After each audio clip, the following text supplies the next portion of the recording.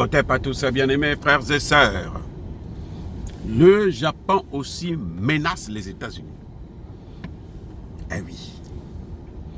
Vous savez, et je le répète encore une fois de plus,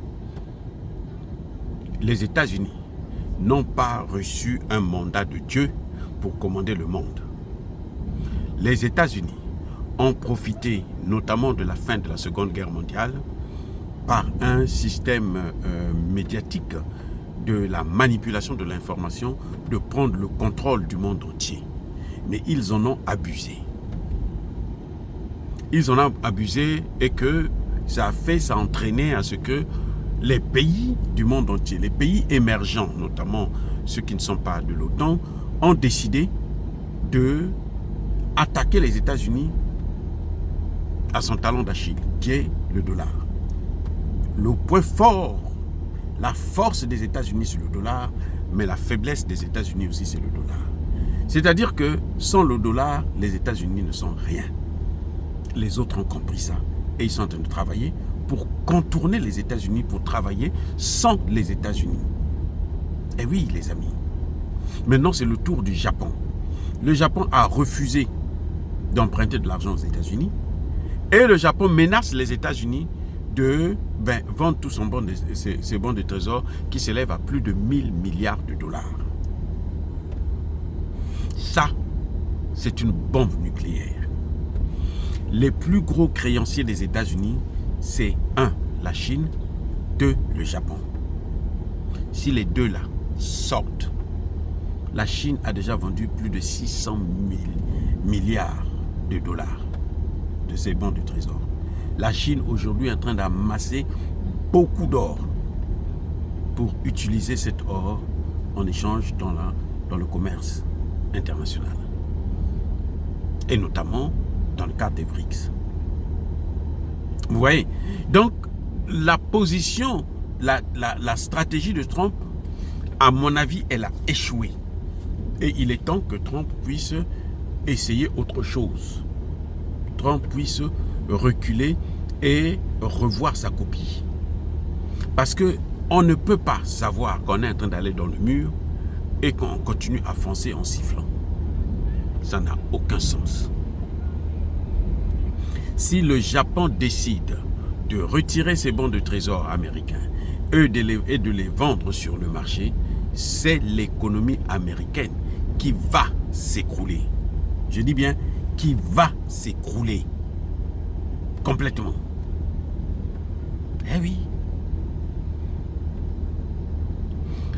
L'Amérique a intérêt à adopter le profil bas, à reprendre à respecter les autres pays du monde entier pour que la confiance revienne, parce que l'Amérique a perdu la confiance de la plupart des pays du monde entier. Et aujourd'hui, nous constatons que même les pays européens, les alliés des États-Unis, préfèrent commercer avec la Chine qu'avec les États-Unis. Le Canada préfère renforcer ses relations avec la Chine qu'avec les États-Unis. La théorie du bâton sans la carotte. Eh bien, ça peut coûter cher à l'Amérique. Ça peut entraîner l'effondrement total de l'économie américaine. Et c'est ça qu'il faudrait craindre. Parce que l'Amérique est une grande puissance. Et que si elle tombe, ça va avoir un impact sur l'ensemble du monde entier. Je répète, c'est-à-dire que l'Amérique est une grande puissance. Si elle s'écroule brutalement, il sera difficile pour l'Amérique de se relever et ça va avoir un impact au sein du monde entier. C'est pour ça d'ailleurs que même les pays de BRICS vont doucement dans la guerre économique avec les États-Unis d'Amérique. Parce qu'ils savent que si les États-Unis s'écroulent brutalement, même eux, ils auront des problèmes et des problèmes sérieux. Donc il faut aller mollo, tout en préparant le point de chute. C'est ce que Trump devrait comprendre, que l'empire américain est terminé. C'est comme l'empire russe. L'empire russe, à un moment donné, c'était fini. Yeltsin a essayé de colmater les brèches, il n'a pas pu. Et c'est tombé tellement bas que heureusement que Poutine est revenu en force pour remettre les choses dans l'ordre. Mais si l'empire russe est tombé, qu'est-ce qui va se passer? Vous croyez que l'empire américain ne tombera jamais? Tout empire est appelé à disparaître.